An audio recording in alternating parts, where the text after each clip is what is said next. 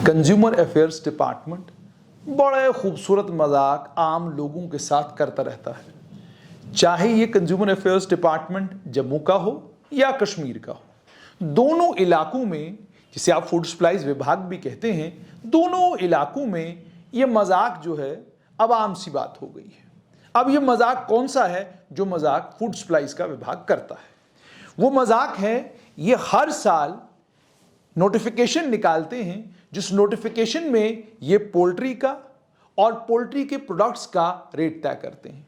सिर्फ इतना ही नहीं, ये मीट का भी रेट तय करते हैं। ये मीट का रेट तय करके बताते हैं कि इस रेट पर अब आपने मीट बेचना है, और अगर आपने इस रेट पर मीट नहीं बेचा तो हम आपके खिलाफ कानूनी कार्रवाई करेंगे। ये कहानी पिछले साल भी हमने आपको सुनाई थी। इस साल ये रमजान मुबारक का मुतबरक महीना चल रहा है, इस मुतबरक महीने में भी ये कहानी दोबारा आपको सुनाते हैं। Director food civil supplies and CA department, consumer affairs department Kashmir Srinagar, उन्होंने पोल्ट्री को लेकर रेट फिक्स किए हैं। उन्होंने कहा है ब्रॉयलर जो है जिंदा, उसके 130 रुपया किलो रेट तय किया है, और उसके बाद पेरेंट पर केजी 140 रुपया किलो तय किया है, और अंडा दर्जन जो है 60 रुपया दर्जन तय किया है। यानी अब 60 रुपए में आपको दुकानदार दर्जन अंडे देगा, 130 रुपए में किलो मुर्गा मिलेगा, 140 रुपए में किलो आपको मुर्गा मिलेगा। यह तय हो गया, और यह तय कर दिया फूड सप्लाईज विभाग ने। और यह भी कहा गया कि होलसेल वालों को यह कहा गया है कि आप बाज़ाब्ता इनवॉइस प्रिंट किया करें, और उसमें रिटेल वाले को जब आप ये देते हैं तो उसमें बाज़ाब्ता इनवॉइस में लिखा होना चाहिए कि आपने किस रेट पर ये सब कुछ दिया है। तो मैक्सिमम रेट तय कर दिया फूड सप्लाईज विभाग ने।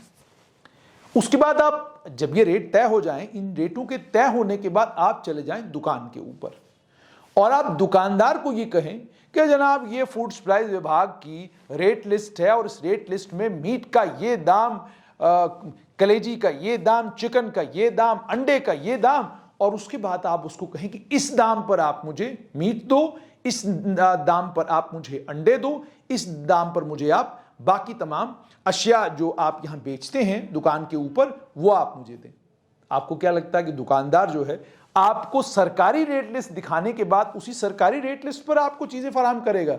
बिल्कुल नहीं, दुकानदार कतई भी ऐसा नहीं करेगा। वो जो उसका अपना रेट है उस रेट के मुताबिक आपको चीज बेचेगा, और आपको बड़े तैश के साथ ही कहेगा लेना है तो लीजिए, अगर नहीं लेना है तो आगे बढ़िए। और उसके बाद आप एक शरीफ आदमी की तरह कानून वालों के पास चले जाएंगे और उनको ये कहेंगे कि जनाबे वाला, आपने एक रेट लिस्ट निकाली है, उस रेट लिस्ट के ऐन मुताबिक लोगों को चीजें बेचनी चाहिए। मैं दुकानदार के पास चला गया, मैंने उनको रेट लिस्ट दिखाई, वो इस रेट पर तो चीज बेचने के लिए तैयार नहीं। तो डायरेक्टर फूड सप्लाईज कहेंगे बड़ी फराख दिली के साथ कि आप बेफिक्र रहिए, कल हमारी टीमें मार्केट में होंगी और हमारी टीमें इस मामले में कार्रवाई करेंगी, किसी को नहीं बख्शा जाएगा। आप भी बड़े खुश होकर, बड़े चौड़े होकर वहां से निकलेंगे। आपको लगेगा जनाब अब तो कमाल हो गया, डायरेक्टर साहब ने कह दिया कि कल टीमें निकलेंगी, और अगले दिन आप उसी मीट की दुकान के बाहर टीम का इंतजार करेंगे, और टीम आएगी, और टीम जब वहां पर पहुंचेगी वो टीम उनसे पूछेगी कि आपके पास रेट लिस्ट है, वो रेट लिस्ट दिखाएगा। रेट लिस्ट दिखाने के बाद आप कहेंगे कि जनाब इन्होंने मुझे इतने का मीट बेचा, ये हुआ, वो सारी तफसील आप सुनाएंगे, उसका जुर्माना हो जाएगा, और जुर्माने के बाद वो वहां से चले जाएंगे। लेकिन क्या उस एक जुर्माने से जम्मू और कश्मीर दोनों संभागों में और पूरे जम्मू कश्मीर में जितनी भी मीट की दुकानें हैं, जितनी भी पोल्ट्री की दुकानें हैं, क्या उनके ऊपर आपको सही दामों पर मीट मिलना शुरू हो जाएगा? कतन नहीं, बिल्कुल ऐसा नहीं होगा। हां, एक और तरीका है, अगर आपके गले में पत्रकार का पट्टा है, यानी अगर आपने आई कार्ड डाला हुआ है, उनको पता चल गया ये प्रेस वाला है, तो फौरन आपको कह देंगे जनाब आपको उसी दाम पे देंगे जिस दाम पर आप कह रहे हैं, जिस दाम पर सरकार ने हमको बेचने के लिए कहा है, आपको अभी दे देते हैं। यानी वो भी समझ गए हैं कि आपको सिस्टम को चलाने के लिए करना क्या है। जो शख्स आपको एक्सपोज कर रहा है, जो समाज के सामने आपकी सच्चाई ला रहा है, आप उसको मीट उसी दाम पर बेचें जो सरकारी दाम है, बाकी आम जनता को उस दाम पर बेचें जो आपकी अपनी मर्जी का दाम है। इसका मतलब साफ तौर पर यह है कि आप कागज पर ऑर्डर तो जरूर निकालते हैं, लेकिन आपकी ऑर्डर की इंप्लीमेंटेशन ग्राउंड पर बिल्कुल नहीं होती, और इसके पुख्ता सबूत स्ट्रेट लाइन के पास मौजूद हैं। और सिर्फ सबूत ही मौजूद नहीं हैं, बल्कि हम भी उस एक आम लोगों की भीड़ का हिस्सा हैं जो सिस्टम के अंदर बदलाव की उम्मीद और तवक्का के चक्कर में कभी डायरेक्टर को समझाते रहते हैं और कभी सचिव को बताते रहते हैं कि जो लिस्ट आपने निकाली है रेट की, इस लिस्ट पर इन तमाम मीट के और पोल्ट्री के कारोबारियों को मजबूर करिए कि वो इसी दाम पर पोल्ट्री का सामान और मीट वाला सामान बेचना शुरू करें। लेकिन ऐसा होता हमें अभी तक दिखाई नहीं दिया। आप पोल्ट्री वालों के पास चले जाएंगे, वो अपनी कहानी सुना देंगे। आप मीट वालों के पास चले जाएंगे, वो अपनी कहानी सुना देंगे। हैरत इस बात पर होती है कि जब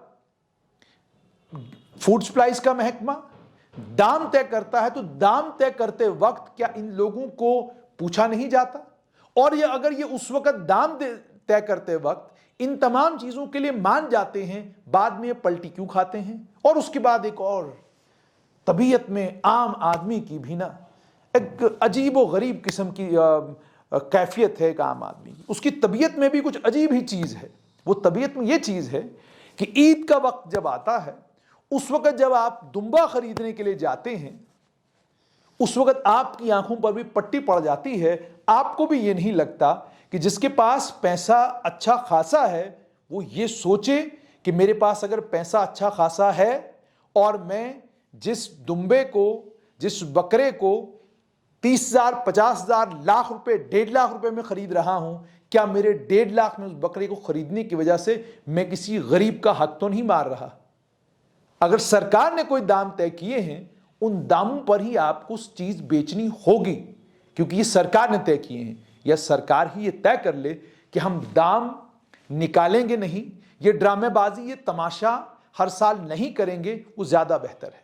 आप ये तमाशा, ये जो रेट लिस्टों का तमाशा आप करते हैं, मैं बड़ी जिम्मेदारी के साथ से तमाशा कह रहा हूं, इस तमाशे को बंद कर दीजिए, क्योंकि आप सिर्फ रेट लिस्टें निकालते हैं, उन पर अमल दरामद जमीन पर जीरो है। तो जब अमल दरामद जीरो है और आपकी नीयत भी ऐसा लगता है सिर्फ रेट लिस्ट निकालने तक महदूद है, तो फिर आम आदमी के साथ ये मजाक आप करते क्यों हैं?